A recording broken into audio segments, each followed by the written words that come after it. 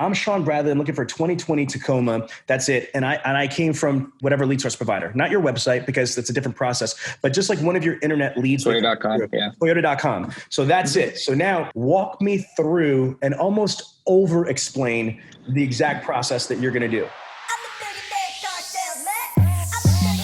Welcome to the Millionaire Car Salesman Podcast, the #1 resource for automotive sales professionals, managers, and owners to learn how to make money, accumulate wealth, and to all out ball out in the auto industry. And now your hosts, Sean V. Bradley and L.A. Williams. Hey everybody, this is Sean V. Bradley, the creator of the Millionaire Car Salesman Group and El Presidente of Dealer Synergy. Wow. And I've got a rock star millionaire car salesman in real life. He doesn't just play one on TV. I got my man, Cody Carter, West Coast in the house. Cody, what's up, my man?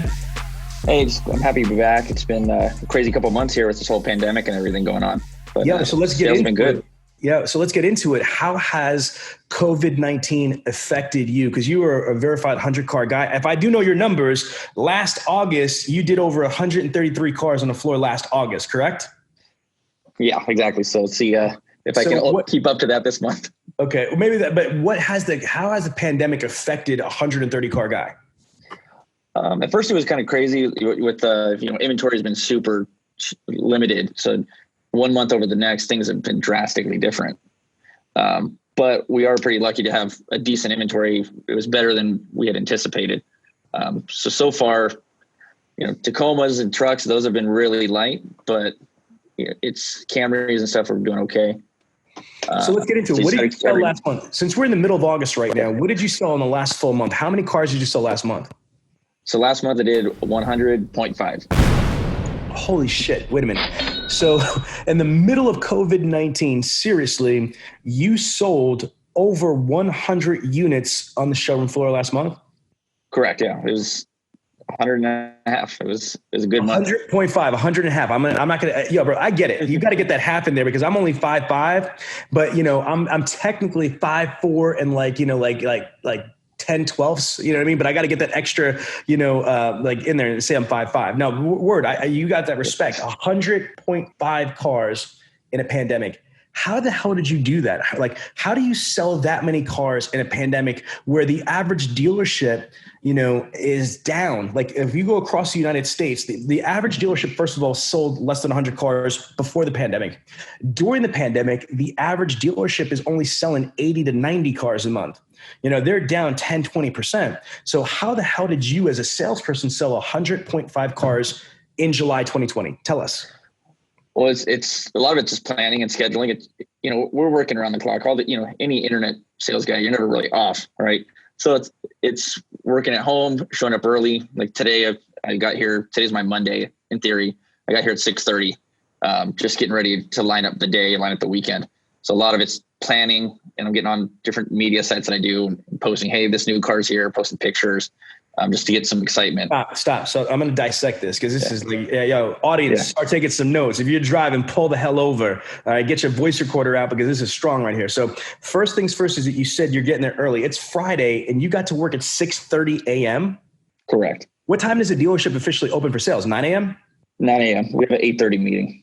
Okay, but still, so you got to work 2 hours earlier just to plan your day. So let's walk through it. What type of planning do you mean? Because people are like, okay, if I show up, I could see everybody trying to be a 100-car guy like you, 100.5 cars, by the way, I get that, and they're like, okay, I'm gonna go to work 2 hours early, but they don't know what the fuck to do. You know what I mean? Like they're 2 hours early, like, okay, what now? So what exactly, be Forrest Gump simple, like you're trying to train my 13-year-old, okay? Yeah. What are you planning?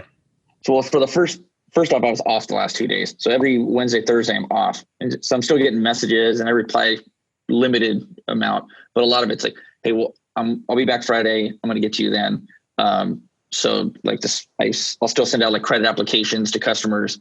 So then I come in this morning, I go through the last 2 days worth of emails to see what I missed versus what I said I was going to do for customers. So that way I can make sure to reply. And they like to be, if you reply to them before 8 o'clock on a Friday, they're excited to see that message in the morning when they wake up. And then I was running the credit and I print all the deals that I've already lined up throughout the day. Like if I pull for today, so far it's 1, 2, 3, 4 deals so far that are coming before 3:00, and then I got the same thing for tomorrow. So it's just making sure all these deals are prepared. So when I get here, because timing is difficult, right? So it's all about when I get here, it's ready, the car's ready. So that way we get them through as fast as possible, because otherwise selling 100 cars, that could be quite a backup. Okay. So if another way of saying that is that you're reconciling what your prospects are expecting. So this happens a lot and I struggle with this, to be honest with you, because I have so many social communications, DMs, emails, text messages.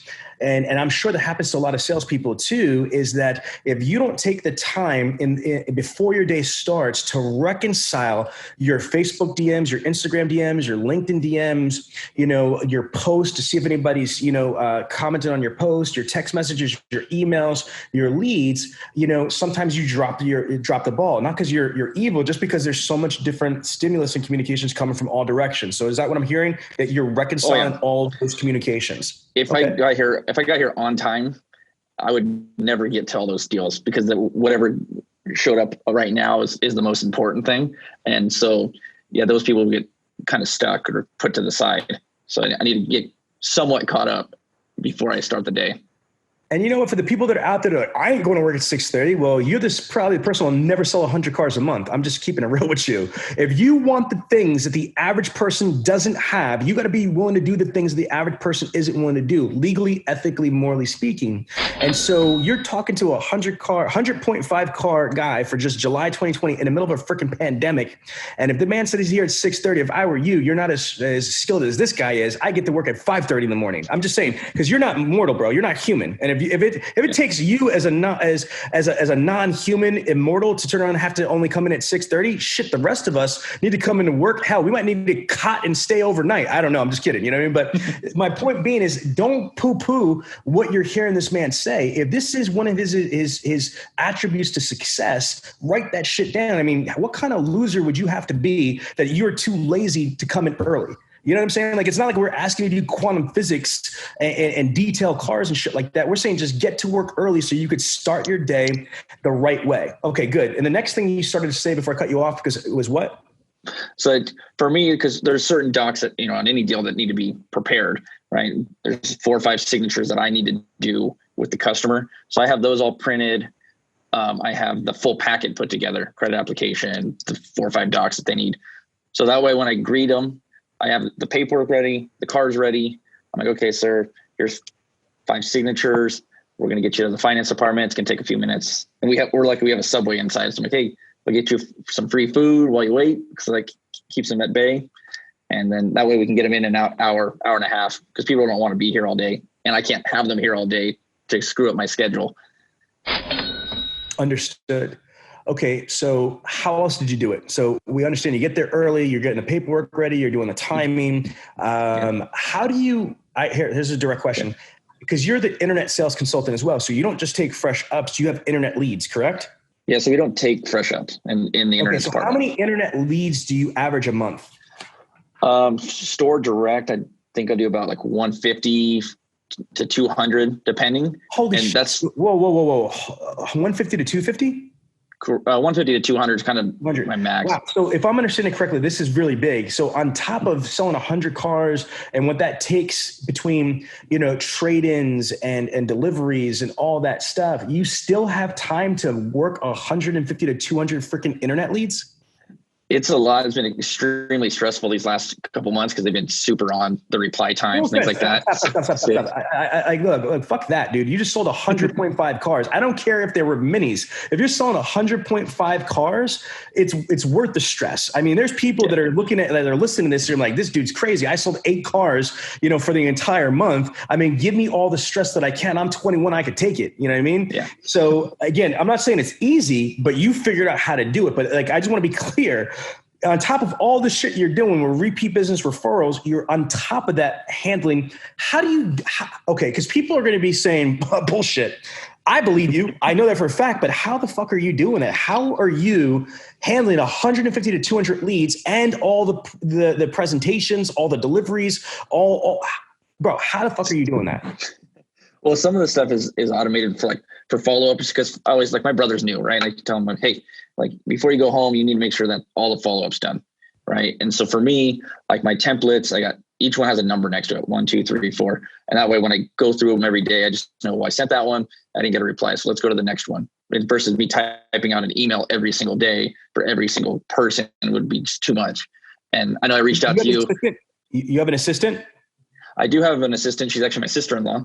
And she, I remember. She helped. Yeah. So but she helps me out. Yeah. Yeah, that's cool. She helps me a lot. So a lot of it's, she's doing, like time management. So with some of the customers, if I'm like, I'm busy doing this one, I'm like, hey, can you go touch base? So let them know we haven't forgot about them. What volume did you recruit an assistant? Because, was it 30 cars, 40 cars, 50 cars? When did you go to assistant? So I had hit it 60 a few times. And then March of last year, I did 83 on my own. And then at that point, they decided, let's just add an assistant and see where this goes. And it's been successful for sure. Yeah, I know Ali Reda, who we all know as well. He has 2 secretaries, a porter, and now his own salesperson. So my question is that I think how important is that you have an assistant, because it's got to help you, right, with the prioritizing your activities. So talk to us about how valuable that assistant is, and a little bit more detail of what your assistant does. So it's huge, because like a lot of it, like in the mornings we meet and we talk about what's going on today. So far, things are always going to change, but like I'm saying, hey, I got an appointment this time. These are what they're looking at. And then she'll kind of just make sure that, like, I'll say, hey, by the way, I texted, because I don't have my own porter, but we have like a team of porters. Mm-hmm. I texted the porters that these cars need to be getting into detail. And then she'll go back and check to make sure that they made it there. And then depending if I'm working with, 1 or 2 customers already, and because I have all those papers ready, I'm like, hey, by the way, this is the customer that's here. Can you have them sign those couple docs? They already know the numbers because I already closed everything ahead of time, and just let them get to finance. And so she'll do that. She'll do miscellaneous things. Like today, I did a dealer trade from out of state, and I was like, hey, can you put the stickers on the car? Just so I don't have to do that. Because the more time I sit at my desk, the more time I can make deals. Right. In addition, like, she helps me with the deliveries. She does a majority of the delivery. We have paper plates that you put on and hand the keys. Most of my customers, though, and a lot of the guys don't know how, most of my customers just want the car and leave. They don't care for the delivery because they've researched these cars very well already before they come in. So is she full-time or part-time? She's full-time. She'll work as many hours as I'm here. She'll be here. How many hours do you work? Oh, I got to work. I don't know. I don't clock in all the time, but I probably do 70 hours, 60, 70 in store. No, I respect that, because that's realistic. I mean, but shit, if you are selling 100+ cars a month or close to that every single month, again, I'd work whatever amount of hours I had to as well. But so that's awesome. Is that your assistant is putting at least 60 to 70 hours in as well? Oh yeah. How do you pay her, if you don't mind me asking? So the store pays hourly, $15 an hour. And then as we hit, at 70 cars, she gets a bonus. And then for every car after 70, she gets like a $25 bonus per car. Oh, wow. To incentivize her to work hard with me.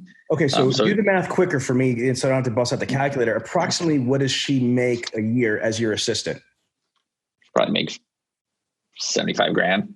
Yo, listen to me. That is the most gangster shit that I heard, is that your assistant makes like literally 50% more money than the average salesperson in the United States. Just so you understand that. Okay. Is that the average salesperson makes about 50 G's. And if she's making, $75,000 approximately, she's making 50% more than the average salesperson as a rock star's assistant. And so, but the reason why I'm sharing that is let's talk about the assistant for a salesperson. To me, this is critical, because I couldn't do Sean Bradley shit without my team of people. I've got 20, not assistants, but I got 20 employees. And again, it allows me to do higher level things. So what I would say is that, and you correct me if I'm wrong, that if you are even a 25, 30, 40, car person, start to think about an assistant. You might not be ready right now, but you should start to think about it, because then there's different levels of assistant. First of all, you've got virtual assistants, right? There's virtual assistants that you could have. There's part-time assistants that you could have. And there's obviously full-time assistants that you could have. In addition to that, there's different ways to compensate these people. One might be the dealership. One might be, if the dealership doesn't want to do that, you could play this podcast to your manager, and if they're like, oh, fuck that, I'm not paying for your assistant. Okay, then you pencil them back and say, what if we split it? What if you co-op me an assistant? I'll pay part, you pay part. And if they say no, then what I don't feel, Cody, is that enough salespeople are entrepreneurial enough to invest in themselves. So again, do you think that this assistant has really been a big part of your larger success post 80 cars? Oh yeah. My biggest thing is the more time I can sit at my desk to create deals, the better. So the little miscellaneous running around that she can do that, and she can structure deals. She knows how to do it, but I'd rather let her do the things that that are easy, that are mindless, that she can do that. And I can worry about more important deals. And it's huge. Even little things, like if you think about I don't really split any deals anymore, because if I'm busy, she helps me. Right. Versus for the normal salesperson, yeah, they're like, hey, I did all these deals, but 10 half deals or whatever they, end up being, that boosts their numbers to start. Right. Another thing is for people that are less than 20 cars or what have you. I said virtual assistant, but even before virtual assistant, there's more primitive stuff. Siri, Alexa. No, I'm not even kidding you. You could program it. Here's the thing, is that you need to understand how these tools work. If not, take a class, take a free online class, watch some YouTube videos, but you could turn on and say, Alexa, remind me this. Alexa, it's Cody Carter's birthday on August 15th, set a reminder. And so again, you can use, because what triggered this thought, Cody, is what you just said about the templates, of which I'm going to get into. But I believe that if a salesperson's trying to do everything, instead of doing math on a calculator, doing long division or quantum physics off of your fingers and toes, it's going to be arduous. But if you're able to utilize technology, whether it's a CRM, whether it's Apple Siri, whether it's Google, Home, Amazon Alexa, you're using these virtual voice assistants, that's one thing. But then a next level up, they actually have virtual assistants that are like virtual secretaries. They're remote. And these people might be in the Dominican Republic, or they might be somewhere else. And again, for a fraction of what it would cost to have a real assistant here. Now, that's different. They're not going to be able to move cars or do paperwork, but they might be able to help you with follow-up. They might be able to help you send out e-cards. So they might be able to do this, or they might be able to do that. You have companies like Fiverr, companies like Upworks that do digital things. You could turn around and outsource, whether it's social media, email blasting, social media, paid ads, whatever, to these people. And then to your point, having templates, being able to create, instead of, writing personal emails over and over again, you could create templates, numerically put them together, and then create a system that you're basically, streamlining your process. Now, people think sometimes that automation or streamlining is McDonald's, right? And that's what you think about. But I want to give you another, I want to counter the people, the skeptics, and say this. Think of NASCAR. Think of how much money is in NASCAR. Do you think that when a race car stops at the pit stop, right, that is McDonald's? No, that personifies efficiency and professionalism at that level. And they're off. That's what we want to try to accomplish, in my opinion, in car sales, is how can we, without sacrificing customer experience, sacrificing gross, how can we streamline the process so we could do more, be more, and achieve more? Would you agree with that? 100%. It's needed to do it, especially at this level, to get these kind of cars out. Everything needs to be a process. It's got to be put in place in advance. Okay, so this is good. Tell us, how else have you done this? So from my understanding, and I'm gonna flip this to your website. You are very unique because not only are you a floor salesperson that's allowed to sell internet cars, you actually told me before that you're not allowed to sell, from the showroom floor. You're only allowed to sell internet ups, correct? And repeat referrals. So you have 100 to 150 leads that are coming from the dealership, from Toyota manufacturer, from the internet department. Now, besides those leads, you have your own website called Retrack Auto, which is your last name spelled backwards, and then auto. If you don't mind me asking, approximately how many leads do you generate and how many sales do you generate off of your own personal website? I'd say a large majority of them are going to come through my personal site. It's like not everyone submits a lead, but you do have to have a login to get in just to stay compliant with Toyota. And I'm getting 20, 30 names, email addresses, and phone numbers every day. Every day? So, every day. So wait a minute. So again, if I could do math, I'm going to get my little calculator out here so I don't look stupid. So let's say 25 times 30 days in a month. You're really going to tell me that you're getting 750 names a month? Oh yeah, easily. Jesus Christmas. So, yo, that is fucking insane. How much money do you spend on your website?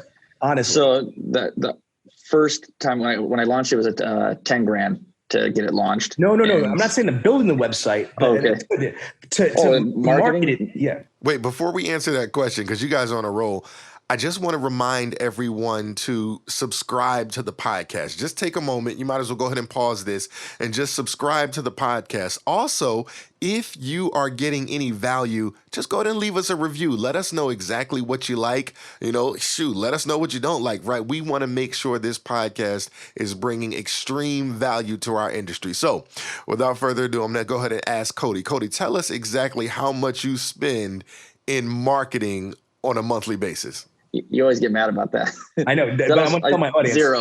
Zero. Oh my God. So you're telling me you spend $0 a month to advertise your website. In all fairness, you spend 10 G's to build your website. That's great. Right. But now that it's built, you spend $0 to market your shit, and you get 750 names and email addresses that are legitimately interested about car sales. Right. Oh, yeah. And so for people that can see this, I know this is a podcast, but I'm actually having this on Zoom video, is that I'm already logged in. And because I'm logged in, I could actually see this. But you mentioned something that you can't disclose this information unless they provide an email for Toyota. Can you explain that? So Toyota has like an ad covenant where they don't allow you to display prices that are under dealer invoice. So any car that's under invoice, if it was out in the open, it's against policy, and you could actually be fined for that.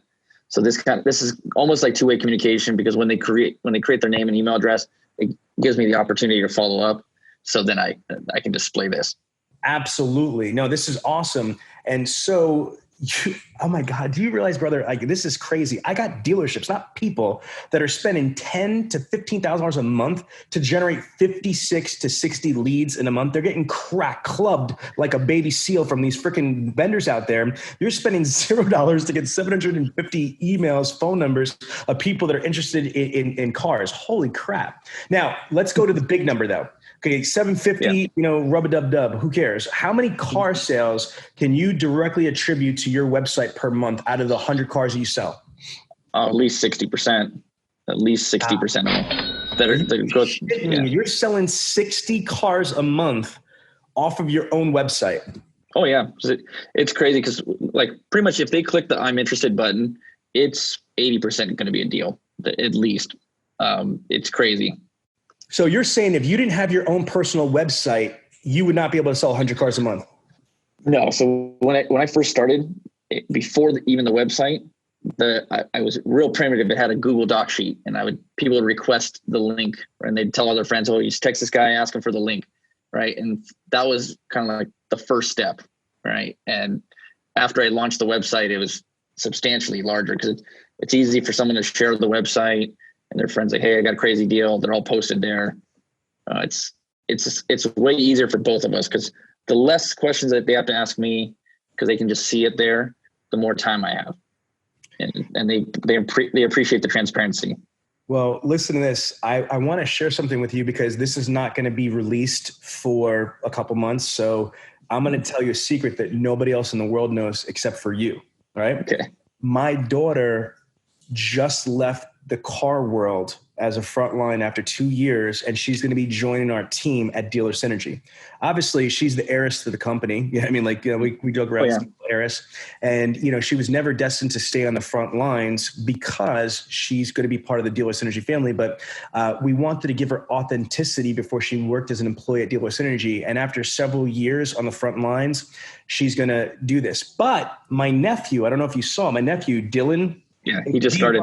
Yeah, D-Rob got his key fob. What I'd like to do is, I know that we have some side things that we're talking about, but I would love to try to do this with Dylan and piece you in. You know what I mean? Absolutely. But in Pennsylvania, I have programmers, developers, and things like that. But I would love to be able to get Dylan to be able to do something like this, because my God, dude, for what you just said, that's fucking insane. I'll stroke a check for 10 G's easy to my programmer. I'll get that shit done. But the concept of it is unbelievable. I mean, like, Jesus, sick. I had no idea before today. And Cody, we talked before multiple times, but I didn't know that you were getting 750 like contact information per month for $0. And I didn't know that 60% of your business came off your website. That's amazing, bro. You should be very, very proud. And for all you other digital marketers out there, you need to pay attention, because all your voodoo shit and SEO PPC, and you're still not doing what a salesperson's doing for an entire dealership. What? Yeah, it's crazy. So how long have you had your website for? So I launched it just last year. Oh my. It's been, yeah. Yo, these are nuggets. These are nuggets. Okay. Yeah. It officially launched in December. All right. Now, have you had to change any of your expectations or any of your habits during COVID? Because I think we're all spoiled. The whole industry was spoiled before COVID, and then the reality kicked in. So tell us if you changed any of your philosophy or your strategies or your work ethic. I don't know. What have you changed to adapt to COVID? Well, first off, we all got to wear masks. You know, that's not a great thing. Or I understand why we do it, but it's inconvenient. Even a lot of the customers say the same thing. But some of the stuff has changed. Toyota has changed how they do some of their contracts, and it actually works good. In my favorite period is if it's a Toyota deal, I can email them the contract, and then they just sign at their leisure. We had a couple DMV docs when they arrive, but we just meet them outside. Car's ready. Here's the keys are in it. Just explain that. So you could work the deal through Zoom or over the internet, and you could put the whole deal together and slow down, elaborate. So it's just like I do any normal deal, or email back and forth or text back and forth, and we get to the whatever deal we decide. And then I'll email you a credit application to fill out online. I print all that. I put my docs together, collect driver's license, insurance, and then we'll email them Toyota's contract. And they go on there. They have to get a confirmation code from their phone, and off they go. They sign that. The DMV is still old school, so when they do arrive, if they decide to come in, we just meet them outside. They sign the 3-4 docs, and then, by the way, there's your car. Keys are in it. It's full of gas, and you're good to go. Because we do have some people that are very COVID conscious. So we have that. One of the things I changed, because I've been big against home delivery, just personally, because I've been with as many cars I do, home delivery can actually slow things down. Right. But we made some exceptions for those that are really, like, well, no, I'm not coming in. Okay, fine. So let's go through that percentage right there. So you sold 100.5 cars in July. Out of the 100.5 cars, how many did you deliver? 10%. It's not that. Cars. It's not that. Okay, 10 cars. And how so that leaves 90.5 less. Out of the 90.5 left, how many of these people did you have pretty much done before they got to the dealership? It's got to be 80%. Most of them they have everything ready.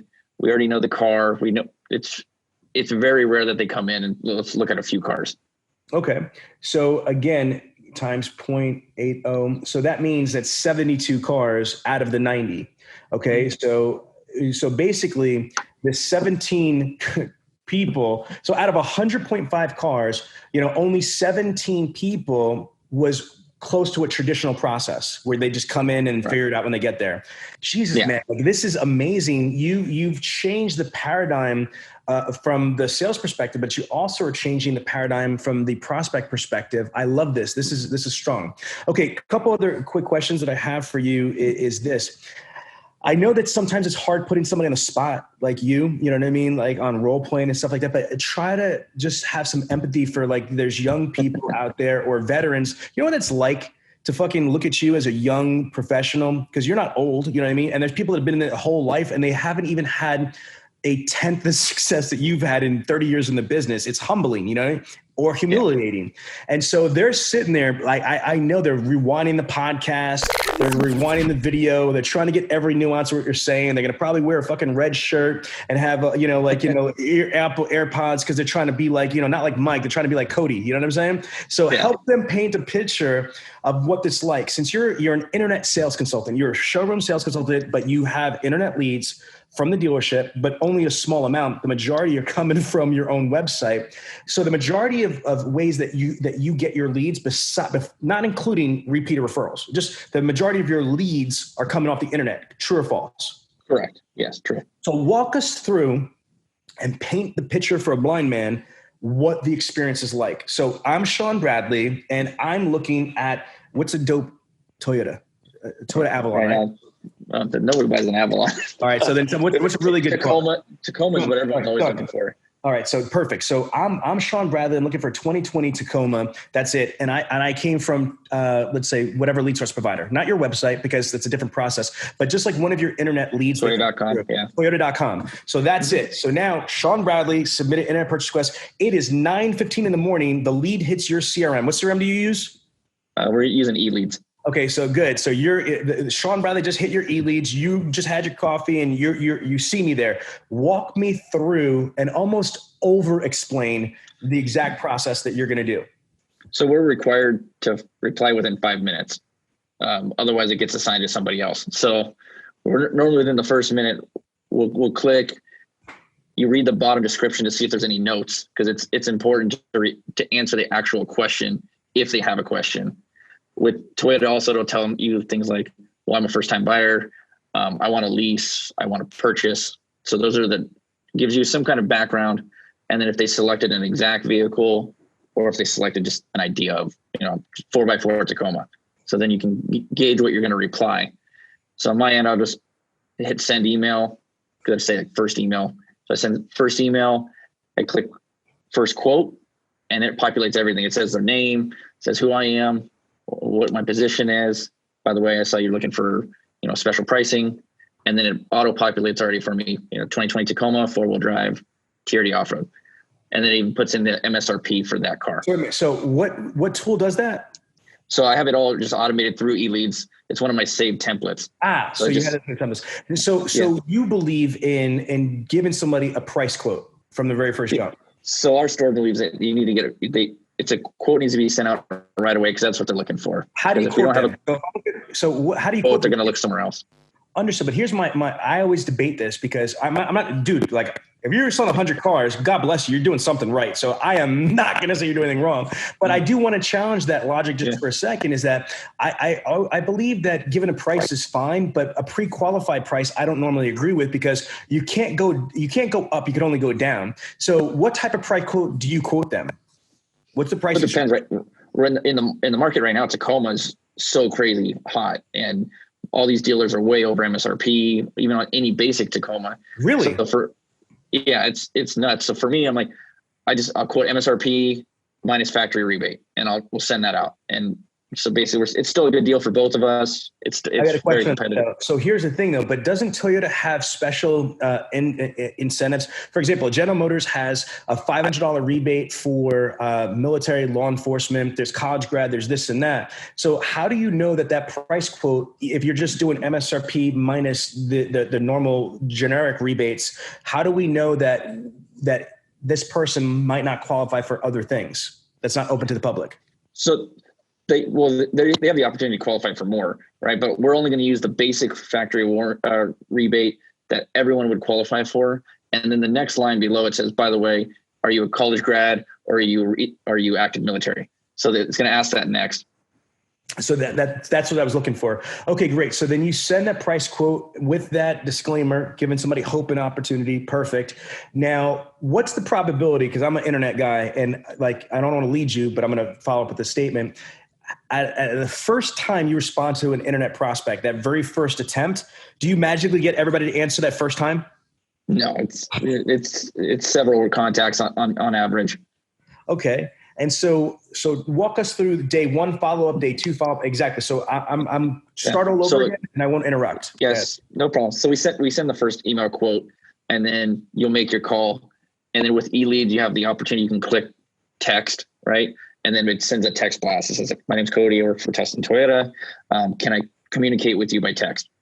And you wait for the reply, because if they don't say yes, you don't get anywhere, right? But no, most people nowadays, they don't want to talk on the phone. They want to text, they want to email. The text is way better response. You're going to get faster replies. So that's always nice. But if you don't get that, the next day we'll go to the next quote or the next template. And the template just says, did you get the quote? And when you open it, it says, by the way, there's a lot of customers that for some reason don't get the first quote. It might've been spam. You might've overlooked it. Did you get it? Is there questions about the car? Did I get the wrong color? Things like that, to try to at least get any kind of reply. All right. And then after that, the next reply or next email would be 3 days out from there.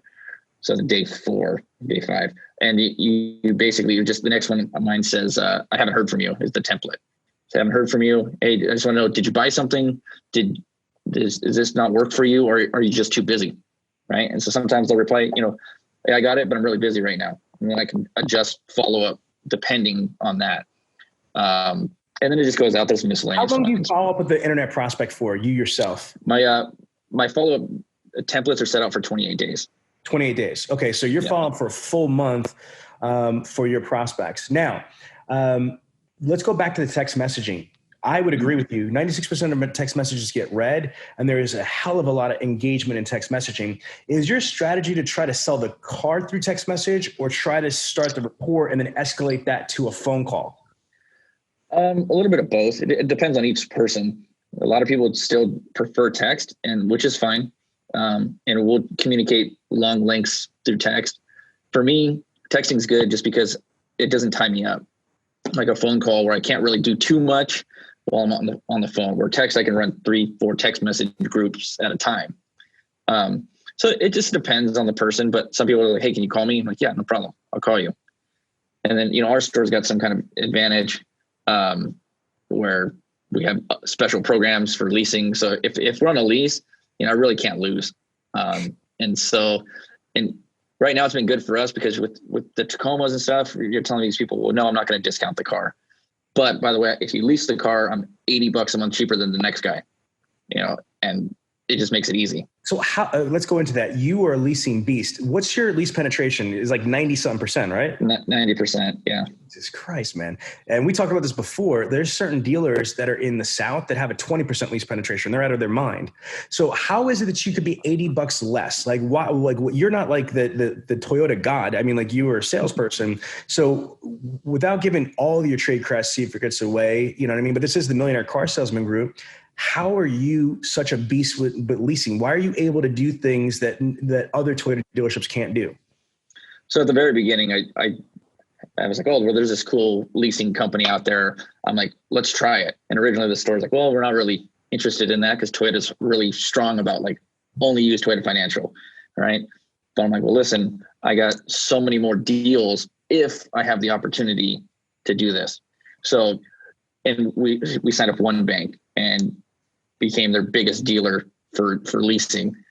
And just shows how, we make deals that we normally couldn't make for internet.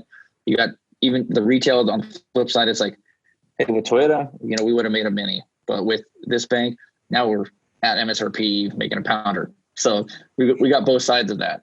And it works out with COVID, with no inventory, like, well, we got to be competitive somehow. But we still want to make money. Right. And so that's how we've been doing it. So question for you, again, go back to my nephew, D-Rob got your key fob. He works at, Chevrolet, Buick, GMC in Pennsylvania. The banks that you use, are they regional to California or are they national? Hold on a second. I'm on the phone. Okay. They're asking for quotes. I'm using my program. So there's a couple of, most of them are national. I have one new one that I just signed up. That's crazy, but it's SoCal only. So that we have a little bit of an edge there. But yeah, most of them are national, and depending, I think with GM and stuff, it'd be good because you can take all of your GM rebates, the crazy rebates they have, and stack them. So there's some really good potential there if they look into it. So are you able to share what these banks are? So US Bank, U.S. Bank, yep. For leasing. Ally as Ally. well. Yep. And then we use Mission Fed and SCE. They're both credit unions, but their programs are set up by CULA, so Credit Union Leasing America. So I'm friends with the guys there, and they contacted me about adding these banks. How did you get hooked up with these credit unions that specialize with leasing? Like, how did you get hooked up with that? So on one of the forums that I'm on, I ran into the guy that sets the residuals for CULA. He's the risk management. I love being an interviewer. See, you just said something. What forums are you talking about, brother? I got a couple leasing forums that I'm known really good on. Okay, so wait a minute, I didn't even know there's leasing forums. Forums on what? Is it like on Facebook or like straight up leasing forums? Just like a leasing forum, like a website. Yeah. Okay. So leasing. What, like, can you name those forums? So the one I use is Lease Hacker. Lease Hacker. Okay. So let's see. Let's look at my post here. Cause like if I look at my post, it says I have 287,000 views and 5,600 comments since. Oh my God. Yeah. Since January of 2018. Did you ever get hooked up? You know that there's something called the National Automobile Leasing Association? I've heard of it, but yeah, I'm not a part of it. Yeah, well, here's the thing is that I need to hook you up with, I have a very close friend who's the president of Autoflex Leasing in Richardson, Texas. It's a 300-car store.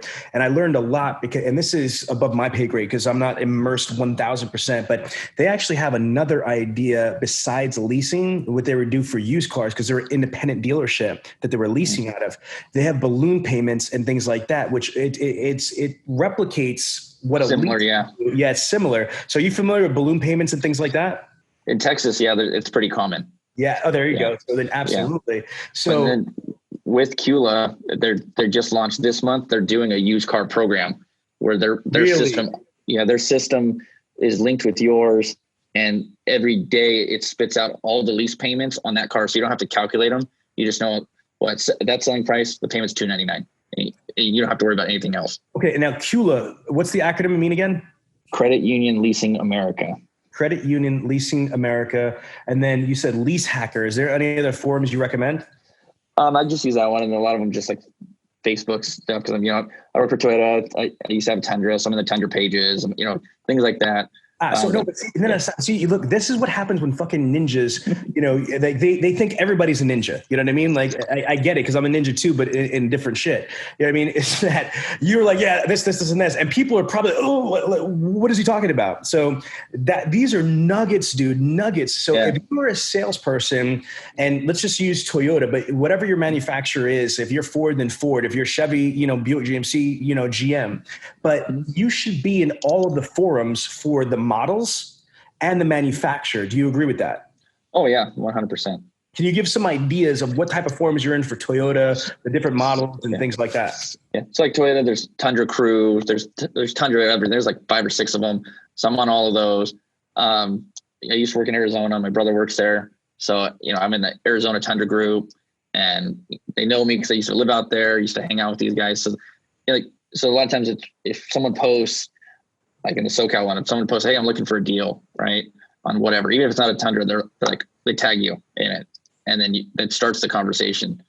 So, and then I also drop my website because that helps for everybody. So, so how much traction do you get for prospects and leads from all of these forums and groups?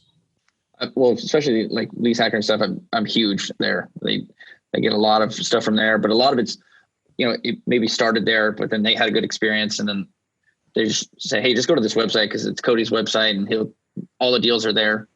And it just makes it easy for everybody. And I stand corrected. It's called the National Vehicle Leasing Association. So National Vehicle Leasing. So it's the NVLA. So I'm going to go this because, bro, you need to join that group. The guy that I'm talking about, David Blaskin, won the Dealer of the Year award. So National Vehicle, and I've been a keynote speaker association. So this is it right here.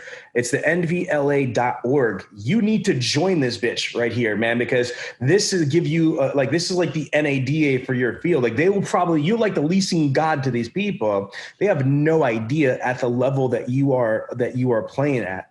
And so I just learned a ton from you, like from these groups, these forums, the banks that you're using. And honestly, if you plug in here, I honestly believe, look, they have a virtual conference because there's no real conferences right now, but think about all that you've done without being part of the National Vehicle and Leasing Association, which is like the NADA for leasing. I think you could form Voltron and just like choke out the rest of the air that's in the country for this stuff. Just saying. I mean, yeah, I'll definitely have to sign up after this. It's something that, I sign up for everything just to try them out. Oh yeah, this is definitely America for hybrids. This is the NFL for leasing, bro. This is the NFL for leasing. So that's absolutely amazing. Okay, so what advice do you have for people who are listening to this that only lease 20%? You know what I mean? So like how has leasing changed your life and why? Well, the biggest thing is pitch everybody, right? It doesn't matter if they say, "Oh, I've never leased a car before." I'm like, cool. Like you should look at it, and even if they say, "Well, no, I'm not interested," we're always going to pitch it. Because especially now, cars are getting so expensive. It's like, well, hey, they got the Tacoma paying $700, like, or you could lease one for $350, at MSRP, and get there. You get creative too with the leases. With this whole COVID thing, normally we're at 36 months or 24-month leasing. We stretch it to 42, right? And because that term was so much better for both of us, the opportunity to make money, the opportunity for the customer to see a good payment. Right. So it's just being creative. And even if I'm not super busy, I'm sitting here running numbers like, oh, let's try a different scenario. What are the top 5 objections from people when you present a lease? It's going to be mileage concerns, right? Too many miles, right? And what's your answer to that? And I want you to do objection. Yeah, that's fine. So the option is we can customize it to whatever you want. I've done 30,000 mile a year leases. That's kind of on the extremes, but I'm sure you're somewhere in between. Let me show what it costs, because it's not that much more to go from 12 to 20. Understood. And so then they'll at least look at it, and a lot of times you'd be surprised. They're like, "Oh wow, that is really good." So that's the first one is mileage concerns, and you gave a strong rebuttal. Second, it's going to be condition that you keep them in. Some people are worried about like getting charged at the end, and it's just depending. Some of my banks give you free, care, so you don't have to worry about it. Like one bank, if you have $1,000 in damage, they waive the first 1,000. So that's the rebuttal right there. That's strong as hell. Yeah. Love it. There's that, or if with that same thing, if we're with Toyota, it's like, hey, we can sell you excess wear and use at $750. For me, I have it on my car. If I burn the tires out in 3 years, the tires are $500, right? And then you think about any dent, ding, or scratch, as long as it's less than $1,000 for that incident, it's covered. I'm like, it's kind of a no-brainer. And so once you start pitching that to them, they're like, okay, you can return the lease with the knowing that you're not going to get any charges. Strong. Okay, give me another rebuttal. Objection first. Well, people like to own them, right? Yeah, I was waiting for that. I was trying to throw the layup for you, but that's the big one. So, I don't want to lease something. I want to own it. So what do you say to that? Well, the best part is like, especially if they have a trade, right? And it's just like, well, you don't own this car you have right now, right? I'm like, well, you don't have the pink slip to this, so the bank owns it. What's the difference between the bank owning it on a lease or a purchase? It's all the same, right? And it kind of throws them off a little bit, because they're like thinking that, well, I own the car. You own the car when you pay for it, right. Just like you're not really a homeowner, until you bought it. So, right. But so it's the same concept, and they kind of gets them in a different thought. I have one that's always really tough. My mother-in-law is, I won't lease because my dad told me not to, right? Right. And it's like, well, I understand your family grew up in a whole different time, when leasing was crazy. My dad told me that leasing was stupid, and that, I should never do it when I leased my first car in 2012. But a couple of years later, he's leasing all his cars. Things have changed. That one's not always going to work. My mother-in-law will never lease to the day she dies, but things have changed so much in the auto industry. I would say this, and this is when I try to train on the value of leasing, is that first of all, you said it before, you have to present it to every person without exception, without fail. Don't just present lease as a possibility to the people you think that are susceptible to lease or might be interested in lease. Again, it's a numbers game. The more people you present, the more people are going to say yes. If you only present 10 lease options, 10 people to lease, you might get 1 or 2. But if you present 100 lease options to people, you might get 20 or 30. So it's a numbers game. One. Second, you need need to believe in the lease. You can't be a salesperson that thinks leasing is stupid and try to sell something that you don't believe in. You are the freaking super duper hero with leasing. So of course, when you explained leasing, you're passionate and you're excited. Sales is about transference of energy. So if you are excited about something, passionate about something, it's going to come across in your presentation. So I believe you have to be completely knowledgeable about the benefits and the pros and the cons and the objections and the rebuttals. And you have to really believe in it, because if you do, it's going to come across in your presentation. Would you agree with that? Oh yeah, 100%. You got to believe it, and you got to understand what you're talking about. Because if you sound stupid, they're not going to buy into it at all. All right. My last question is really not a question. It's a statement. I mean, like, man, we just can you believe how long it's been already? I mean, we just been rocking out right here. It's a lot. It's an hour. Yeah. Yeah. So this is a great amount of information. What do you want to leave the audience with? I mean, we talked about a lot of things, but this is the Millionaire Car Salesman Group. This is what we're trying to accomplish. If somebody's driving to work, driving home from work, or they're at the gym and they're in our industry, they just want to make money, man. They want to make money. They would love to be a Cody Carter, you know what I mean, and have the lifestyle, you know, that you have. What closing statement or advice do you want to give them to crush their career? My biggest thing is try something different. You know, put your own money towards whatever. It's not going to always work the first time. I've done plenty of throwing money at everything to try to find something that works. And you're going to have a lot of haters along the way. I still got guys that tell me, oh, well, that website's never going to work. You know, things. I'm like, okay, cool. I think the more people that say it's not going to work, the better chances you're going to get there. I think the haters are good. I love it. Well, listen, Cody, it's been an absolute pleasure having you on. And this is, again, season 3 of the Millionaire Car Salesman podcast. And you're with a real G, with a legit millionaire car salesman. So, Cody, thank you so much for your time. No problem. Thank you. It was fun. Ladies and gentlemen, if you like it, you love it, you want more of it, then don't wait for the next money show. Just go to bradleyondemand.com and take your career to the next level.